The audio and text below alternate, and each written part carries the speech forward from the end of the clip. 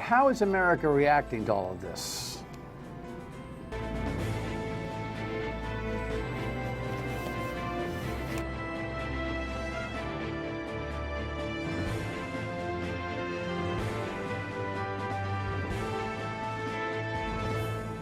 The Dan York State of Mind program is brought to you in part by Lookout Rhode Island and Takeo Comfort Solutions. The tweet storm is unbelievable over the last 24, 48 hours from the president.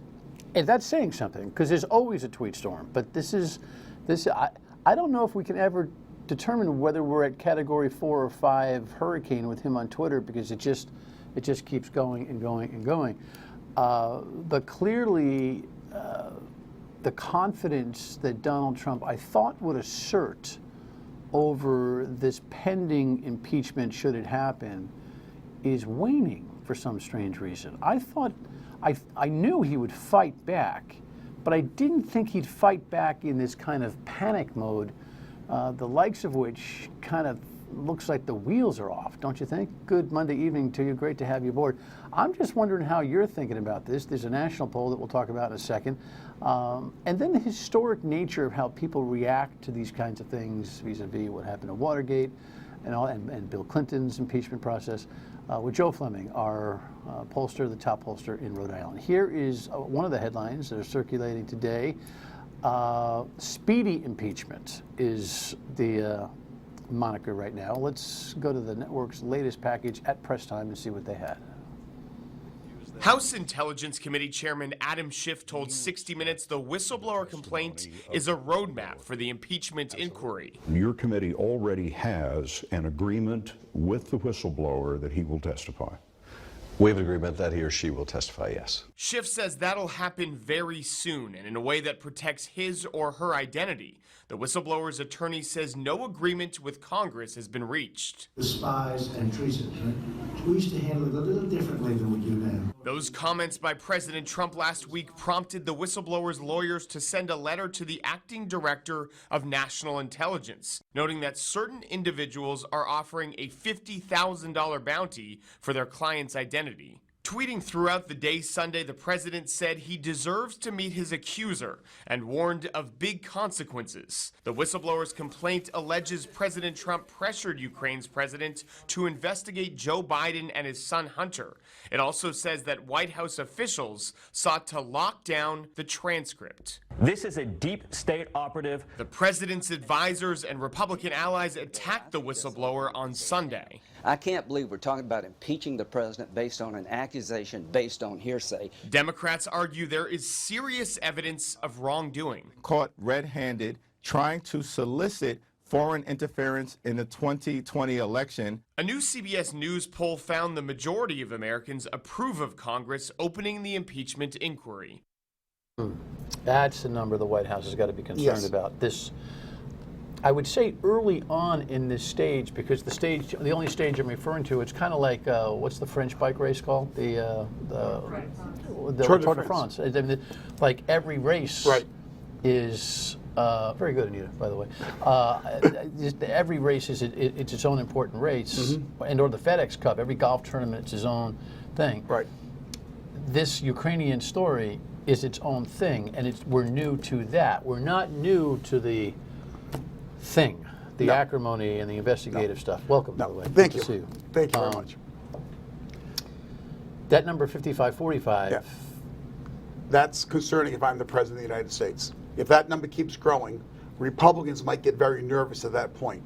You know, it's still very early. There's a lot farther to go yet. But if that number keeps on growing, it's already up like 10 points from what other polls had before all this happened. And depending on how the president reacts, it could really mean trouble down the road. Again, depending on how high that number goes. What's the historic nature of the way people react to this kind of I word? Well, I think what's happening is, first we had the earlier stuff with the Russian investigation, and now we're seeing another investigation, and I think that's what's moving it more now. They're saying, okay, with the Russia thing, you know, Mueller cleared him, said, you know, there was no collusion, but now here's something else, and there's more evidence. And I think what the Democrats are doing, they're going after this Ukraine incident, and forgetting the rest of it at this point. And I think people are catching on to this now. Yeah, I have to listen. The last thing I want to do is debate you on this, but you know, we all, and I've fallen into it many times. Mueller never said there's no collusion. Okay. But this, Yeah, that's but what this that's is what perception is. But it's really it goes to, and you're not only a study of numbers, but you're a study of the marketing of elections and all that kind of stuff. You advised candidates forever. It is kind of fascinating. If you say something over and over and over and over again, it either becomes true or habit or both, right? So we all refer to that story. I don't blame you for it. As well, there's no collusion. Right. That's not what he said. No. I agree But it's with the you way there. people have packaged Exactly. it. I tell many politicians in the past, don't confuse me with the facts. It's all perception.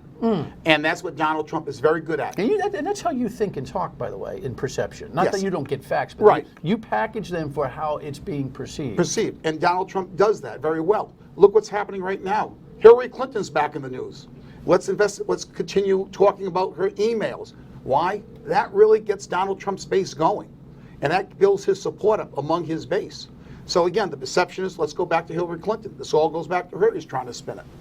Well, and the State Department now, reportedly, is relaunching an investigation on her emails, most of which are low-level communications. And, you know, it's so funny. The Trumpers, I don't know what you call them. It's too bad that we refer to people who are fond of the incumbent president in a label way. But he's labeled people in this country. He's divided, and so, I mean, he's my president too. But the truth of the matter is that we identify those who are just blindly and or fiercely loyal to him in a certain way. But they will talk about the Mueller investigation and the quantum waste of money. Right. They'll talk about these hearings even now to be and the waste of money, but they won't talk about the waste of money that clearly the State Department's second investigation is into the emails, right? Right. Absolutely correct. The double standards are all over this place. I mean, on both sides of the aisle. No question. If this was a Democratic president and the Republicans, they would be doing the exact same thing the Democrats are doing right now. I mean, it's just depending on who's in office. But Donald Trump is definitely the master of spinning things. And every time something goes one way, he wants to get it the other way. Now let's go back to Hillary Clinton. Try to get the topic over there a little bit. Well, you know, it's fascinating, Joe, because you and I have been following this game of politics, and I always try to tell people that, and I think you probably concur because you've made a living in it. Politics, by its very nature, is not a dirty word. It's the gasoline in the engine that runs the greatest country in the world. I mean, without politics, you have no country. Right. The roads don't get paved. Correct. Okay, right? So, but the politics of this thing are just fascinating in so many ways that you would say, well, if it was reversed, if it was a Democrat in office, the Republicans would be doing the same thing. There are two things that I think are something for the people of this country to try to figure out. Is partisan Yankee, Red Sox, Democrat, Republican type of prism thinking the only thing that rules the day, or do the facts of a story ever really matter? Does the truth ever really come out, and is it ever reflected in the kind of work that you do, that polls are seeking truth, people are seeking truth? I think people are seeking truth. Sometimes it takes a long time to come out. Go back to ancient history. I remember the Watergate hearings and how that started. People did not believe Richard Nixon did anything wrong at all at the very beginning of it. It took all the way through. It was solid Democrats. Then eventually, when the tape started to come out, Republicans started to come around saying, well, maybe there is a problem here. Then when Nixon refused to release the tapes, more people came around. But it took a long period of time. He was impeached in 74. That all started in 73. So it was a long period of time of hearings for people to come around and believe that. At first, you had Woodward and Bernstein, and that was about it. You know, it takes time. And then when you talk about the president being the master of spin, who can argue that? Nobody. Nobody. But inasmuch, let's call it an analogy, partisan politics and truth, does it win out in the day? I hope so. Spin, and the truth. I would hope that if you're a master of just spin, that substance it's got to eventually win out. I think we're starting to see that very slowly. In that CBS poll, I think one of the things that 23% of Republicans said it should be investigated. That number moves up. independents were divided on the investigation. And then there was another number in the poll. I think it was said like 42% said there was enough evidence for impeachment. 36% said no. And here's the key number. 22% said it was too soon. And those 22% are the ones who are going to move this one way or the other. And again, as the evidence come out, and you're going to see the president keep doing his spin to try to get the numbers down and change the topic. But again, people have seen Donald Trump spin for the past 3 years. They may be reading into what's going on now and saying, wait a minute, we've had enough of this. Right. We need something different. When we come back, we'll take a look at that poll a little bit deeper and talk about the too soon factor, because I think it's intriguing. Stay with us.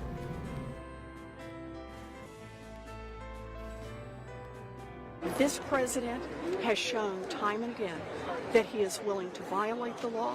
This latest business with Ukraine, where it appears that he is willing to take taxpayer dollars and dangle them in front of a foreign country in order to help himself and his own political chances of being reelected. It's wrong, it's a violation of the law, and Congress has a duty to perform. That's impeachment. All right, let's hold our thought on the next president of the United States, seen there. Hold on. On the issue of the polling and 22% saying in the CBS poll, it's too early. Yep. You know, Kevin McCarthy, the House minority leader, was on 60 Minutes this past weekend in a package that we played earlier. And, I mean, he's got nothing. He's got nothing in his tool bag here other than say that Nancy Pelosi should have waited 48 hours. Right. Which, on the day that she announced that she was doing this, I said I wish she had waited. I did too. You do too? I agree totally. In a sense, because, well, tell me why you think so. Well, because I'll I tell you think why I do. You need to get the evidence first before you step forward. I mean, she was getting pressure from the Democrats who were more moderates who said, yes, let's do it. Well, but the if she evidence waited had till Friday. It was that day that the president was self-admitting. He was self-admitting. Right, but I would have waited till everything came out, which would have been Friday. Well, it's fascinating because if she had held off and then the transcript came out, the memo, which is kind of a transcript, I think the transcript is damning enough to say, okay, now we have to go there. Right. But she went there first, and then the transcript came out, and Republicans are at least, they might be swimming uphill here, but they're trying to say, well, that's all you have? Mm-hmm. In other words, timing and perception probably have a lot to do with each other. I agree. Right? I think she should have waited till the transcript came out. It basically said what the whistleblower was saying was correct. And I think it would have put her in a lot stronger position. Granted, all this might be forgotten down the road that she came out first with it, but I think she would have been better off waiting. But I think the pressure was getting so strong among Democrats that she really wanted to get moving on it. Yeah, I think it'll probably not be that important down the line. But going back to the woman off the commercial, Elizabeth Warren. Look, I get this little sports bet app now, right? Yep. From Rhode Island. If they put out presidential candidates, I might take a $5 flyer on Elizabeth Warren because I think Joe Biden has some real collateral damage in all of this. While he may have done nothing wrong, his son may have not done anything illegal. The appearance problem and the fact that Trump will just scream him down as he swirls down the toilet seems to me to be his worst nightmare. Do you agree? I would agree. Trump, he was starting to lose a little bit of traction already in Iowa, certainly. Yes, the Iowa recent poll has him trailing. The Real Clear Politics average has him about even with Warren. Overall, the strange thing, Dan, you got to keep this in mind, the polls right now are all over the place. There was one poll that just came out that had Biden nationally up by 11. Another poll had him down by 1. Another one had him up 2. Another one had him down 2 to Warren.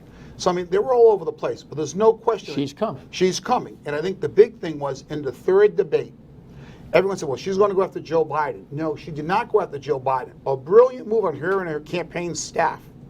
She basically had it set up where she was comparing herself to Bernie Sanders.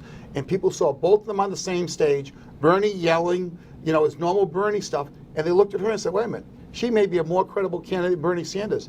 And what's happened since then? He's gone down, she's gone up. And that's what she's trying to do. Now she's right up there with Joe Biden. Now it's a matter of picking votes off Biden. And she's fearless. She is. She is fearless. If Donald Trump makes it through into the prime of the 2020 election season, she has no compunction to stand there toe-to-toe with him. I would love to see those debates. And remember, in the debates in 2016, Donald Trump wasn't outstanding. Most of the time we had the debates, everyone said Hillary Clinton won those debates, yet he won the election. But I would love to see her and Donald Trump going head-to-head in debates. Well, it's funny. They go back into talk about Monday morning quarterbacking and woulda, coulda, shouldas. If Hillary Clinton had turned around with Donald Trump on her shoulder in the one stand-up debate and said, "What is your problem? Like, get off my back," she probably would have won the election anyway. And I think Elizabeth Warren will be very prepared for any verbal or physical stunts. There's no from question. Donald I think Trump. what you're going to see, though, if it's Warren and Trump, Trump's going to try to make her a socialist big time. That's going to be the name of the game. You don't want socialism, and that's how he's going to try to keep his presidency. And neither does the country. Right. But you know what happens. Once you secure the Democratic nomination, you just start veering a little bit more center. Now all of a sudden the total free college education thing or buying back everybody's loans, maybe not so much. Maybe one payer, health care policy. Right. Maybe it's a growth plan toward that down the line. True, but Trump will take her words from before and use those against her. Ipso facto. I mean, all that true. But at the end of the day, you know more than anybody else, what do Americans vote for? What do they actually vote for at the end of the day? Somebody they like, no question about that. They want to like the person they're voting for president, or there has to be an overriding reason. For example, with Donald Trump, they felt he represented change, and a lot of people did not like Hillary Clinton. And that's what it basically came down to. But again, this election is going to come down to about 8 or 9 states, just like it always does. Wisconsin, Michigan, Pennsylvania, Iowa, Florida, Virginia. The question is, can Elizabeth Warren play in a lot of those states? We know she'll win Rhode Island. We know she'll win Massachusetts. Right. Can she? I think the way Donald Trump's hurting himself, she probably can. Right now, I think Donald Trump's his own worst enemy at times. And I think that's going to play into the Democrats down the road. Again, it's still way too early. We're still, 4 or 5 months before the first caucus in Iowa. So a lot can change between now and then. There's a long time to go. The election isn't next week. It's 13 months away for president, and we don't start the primaries for another 4 or 5 months. Well, God forbid, nobody wants the market to fail. Nobody wants to see the economy slip. It's going to have its own kind of cycle, whether it's a soft cycle or a significant cycle, still to be determined. But presidentiality, I think, is still going to matter to voters. Yes. And he has done everything he can to just completely diminish himself as the commander. And like I said earlier, he's been doing this for 3 years now. People may be starting to get tired of it. Well, people make an excuse, right? It's like, listen, my 401k is great. The economy's great. Business has a little less regulation. Da da da da da da da da da da. And then there's the immigration thing, by the way, which you haven't heard a word about in months. Nope. But in a normal election, with the economy going the way it is, I really believe Donald Trump should be a lock to be reelected. And that's what I'm saying. He's his own worst enemy at times, bringing himself down. Well, this impeachment thing is going to be fascinating if it actually gets traction. A couple things happening locally. Progressive Democrats making their stand again in Rhode Island. Stay with us. So there is the former Secretary of State in Rhode Island, Matt Brown. He ran for Senate and he ran for governor last time around, and gave Governor Raimondo a little bit of a fit. Certainly not a start. He didn't raise near the money he needed to raise to be competitive and got walloped in that primary, something that you were pretty much on the entire way. Yet he's got a persona in the state, and he's starting his own nonprofit organization that allows him to actually, work the issues. I'm not exactly sure what the format is of it, but he's raising money to promote some 15-plus candidates who are fitting his ideology, which is the progressive group here, right? Well, the establishment Democrats, who you are very familiar with, are not very happy now. Bill Lynch, who speaks for the Democratic Party, put out a release on Friday saying that, I wouldn't trust, I'm paraphrasing, I wouldn't trust Brown to throw him, raising his own dough dispersing it as he will for these candidates, the crevice in the Democratic Party in Rhode Island continues to widen. Right. Yes? Somewhat. I think we saw this year in the House of Representatives, we did see a split at the beginning, but I think a lot of those progressive Democrats have come back into the fold with Mattiello. Once they see they can't win a leadership battle. Right. I think a lot of them are coming, not all of them, but a number of them. In the Senate, I think they're more united than divided. I think there's a few in there who are against the leadership, but more of them who are working with the leadership. This is interesting what Matt Brown's doing. He released 15 names. He said there's going to be 25 candidates altogether. They're going after a lot of the leadership in the Senate, which I find a little surprising, because those are the people who have a lot of money to start with, who have organizations, who I think will be a little more difficult to defeat.